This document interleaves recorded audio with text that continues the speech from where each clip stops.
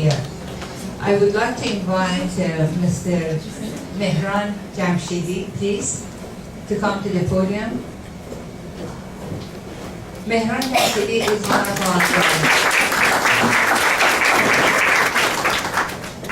one of the most successful Iranian Canadians here, and we cannot be more proud of him to have him at this event. Mehran, would you like to introduce yourself? Because sure. There is quite a lot of resume that I'm not sure if I can do. Yes, yes. So not at the beginning, yes. Hello everyone. Good afternoon. Okay, first and foremost, I would like to appreciate CIF, Canadian Iranian Foundation, for giving me this opportunity to be up here and talk to you guys. And I really want to thank Nasreen and her great team, especially herself and Camille, who invited me to this event. I know that a big bunch of people here are Farsi speakers, so just to respect you guys, I'm going to give a little bit of introduction and greetings to Iranians here before I start my talk. سلام عرض می‌کنم خدمت همه حضار محترم. بسیار باعث افتخار است بر بنده. خیلی خوشحالم که این فرصت در اختیار من قرار گرفت که امروز خدمتتون باشم، صحبت کنم با شما و مخصوصا این عزیزانی که امروز این افتخار نصیبشون شده که اسکالرشیپ رو بگیرند از مؤسسه یا بنیاد کانادا و ایران، یا عنوان شما درست میگم Canadian Iranian Foundation. و عذرخواهی میکنم از اینکه به لحاظ اینکه ما مهمان‌هایی داریم اینجا و به رغم مهمان‌نوازی من مجبورم که بقیه و ادامه صحبتم رو به زبان انگلیسی بیان کنم. گفتم اول عرض ادبی بکنم و بعد اگر اجازه بدید من ادامه صحبتم رو به زبان انگلیسی ادامه بدم. اجازه است؟ بسیار.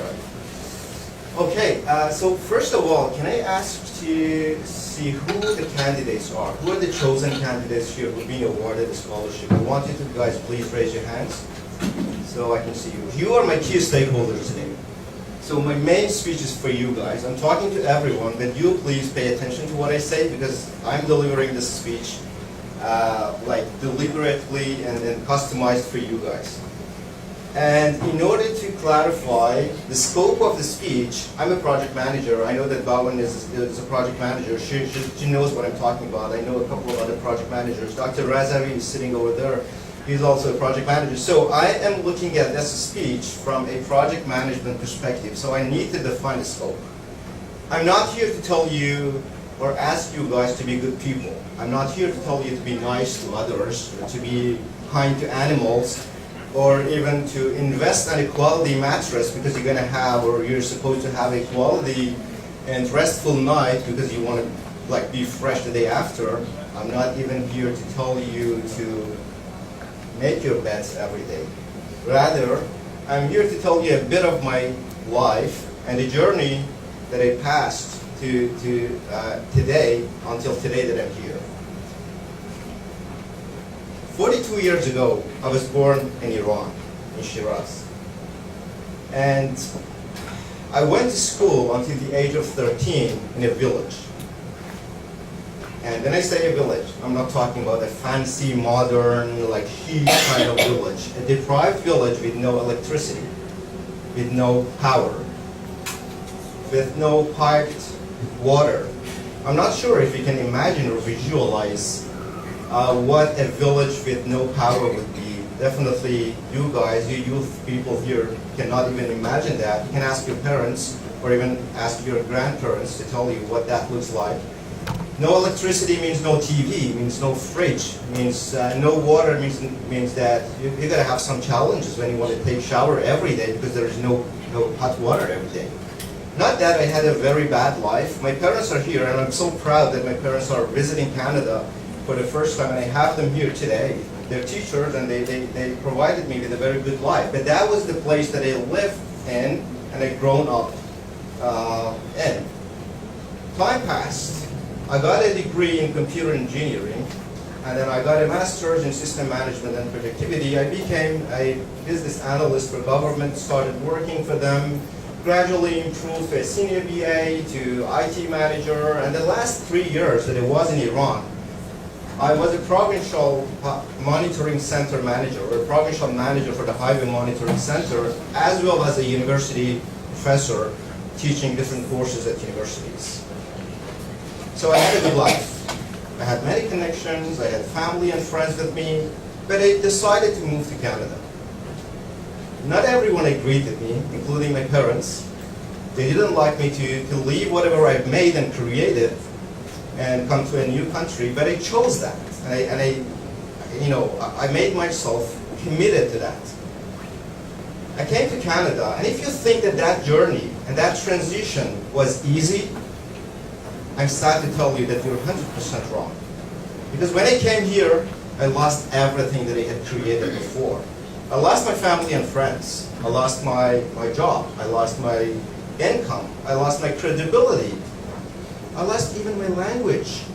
I know that I'm not speaking very well language even now, but you can imagine, and I'm not going to tell you when that was that I immigrated to Canada, and that's a question for you to tell me and to guess when I came to Canada for the first time. But you can imagine that my language even not was as what it is. Maybe something like, yes, hey, hello, my name is Mehran, and I am here in Canada. Something like that. I'm just kidding. I just wanted to make it a little bit fun, but not as gross as what he just mentioned, but with a bit of like beautiful Persian mixed accent. But guys, I kept two assets out of all the things that I had. I chose and I decided to keep hope and persistence out of all the assets that I had. And I started looking for jobs. I sent over 400 resumes. Do you want me to repeat that number? 400 resumes, out of which I just got invited to a handful of interviews. 2 of them resulted in the second interview, and none of them was successful, and I got rejected for all of them. All of them. But don't forget, I had chosen to remain hopeful and persistent, right?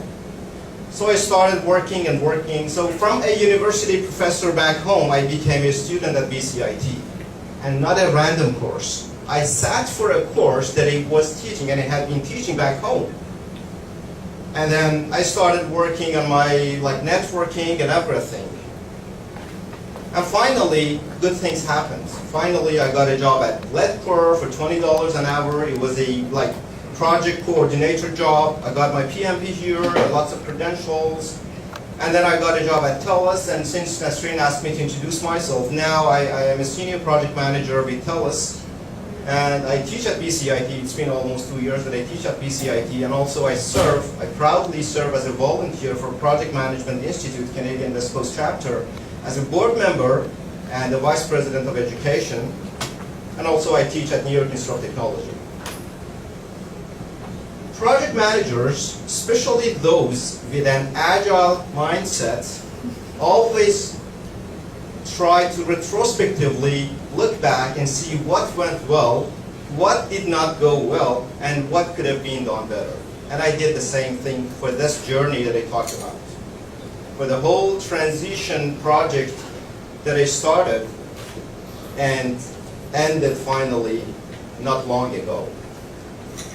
And I'm going to share the results of that retrospective review of my project and my life and the transition that I had in my life. But before that, I'm going to ask you, especially the candidates, can anyone guess when that was that I came to Canada and when I'm talking about? That I needed to spend some time at BCIT as a student, like how many years ago? Just, I can take 2 numbers. 5 years ago. It was in 2000, so that is 18 years ago. I came to Canada, actually, what's that? Infinity. Infinity. Okay, great. So I immigrated to Canada in 2013. And I got my first job in September 2015 as a project coordinator with $20 an hour.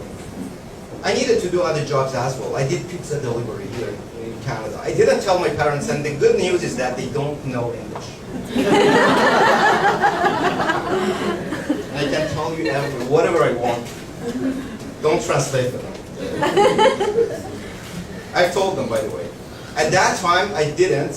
You, again, the elder people, the seniors, can tell how terrific and terrible is to be a university professor and a provincial manager, having drivers and company car and everything, and becoming a pizza delivery person in a new country. For what?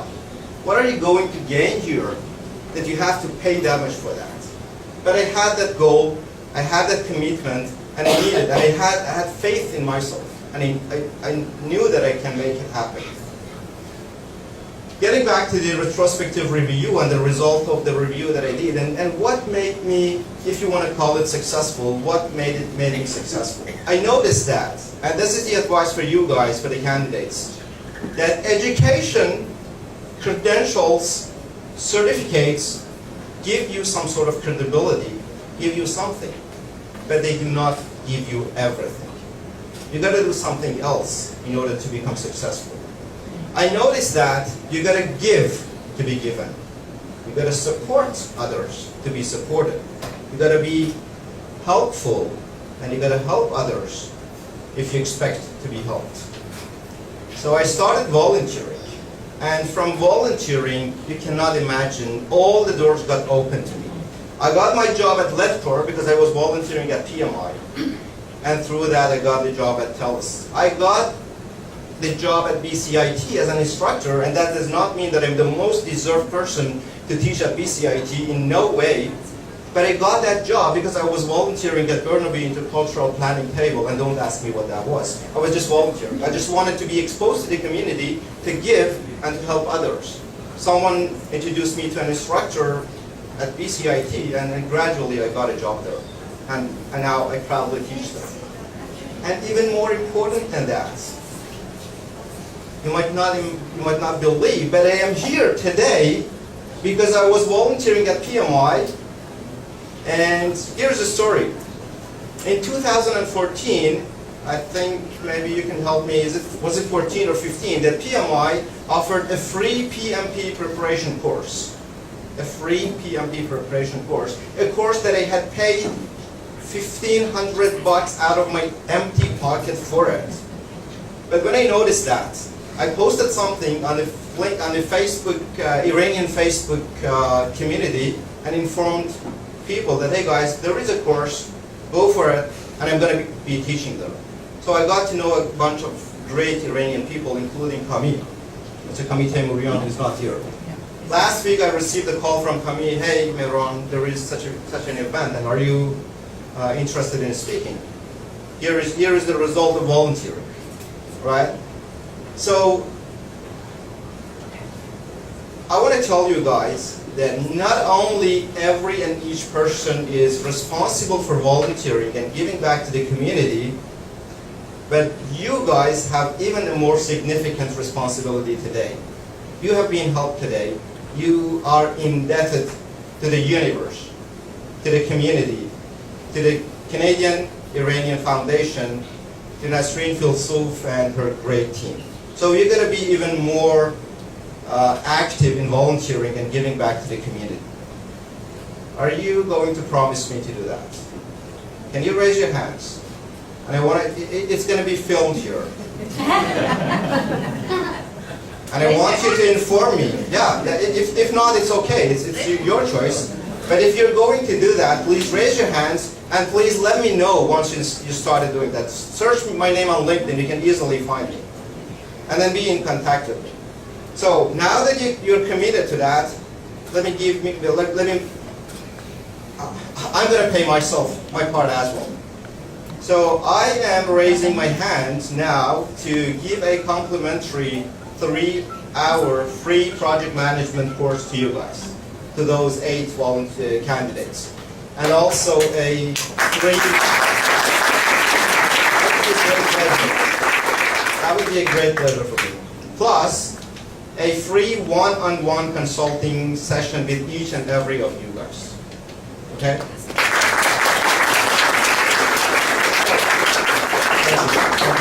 So I'm going to wrap up my talk by giving you a little bit of more advice. Be nice to people. Be kind to animals. Invest in a quality mattress because you're going to have a restful night and you're going to be fresh yet the day after. And make your beds every morning. Thank you.